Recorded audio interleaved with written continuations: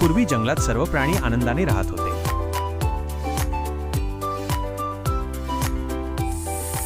जंगलात एक मोठा ताकदवान साप राहत होता.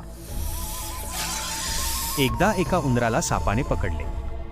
साप त्याला खाणार होता, म्हणून उंदीर मदतीसाठी त्याचा मित्र जंगलाचा राजा सिंह याच्याकडे गेला. सिंह आणि साप यांच्यात लढाई झाली, पण सापाच्या दंशामुळे सिंह मरण पावला. यामुळे सापाला खूप गर्व झाला आणि त्याला वाटले की आता आपणच जंगलाचे नवे राजा झालो आहोत. तो नेहमी छोट्या प्राण्यांना घाबरवत असे. त्याला वाटायचं होतं मी या जंगलातील सर्वात बलवान प्राणी आहे. एके दिवशी तो जंगलात फिरत असताना त्याने एका छोट्या मुंगीला पाहिले. तो हसत म्हणाला, अगं मुंगी, तू एवढी लहान, माझ्यासमोर काहीच नाहीस. मुंगी शांतपणे म्हणाली, सापराव, शरीराने मी लहान असेल, पण ताकद मनात आणि बुद्धीत असते. साप हसला आणि म्हणाला, तू मला हरवशील? हे कधीच होऊ शकत नाही.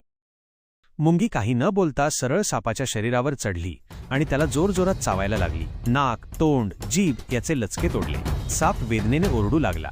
त्याला समजलं की लहानशी मुंगी सुद्धा मोठ्या सापाला हरवू शकते.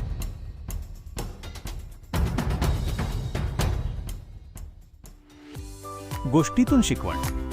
कोणताही प्राणी किंवा माणूस लहान नसतो. प्रत्येकामध्ये काहीतरी ताकद असते. कुणालाही कमी लेखू नये.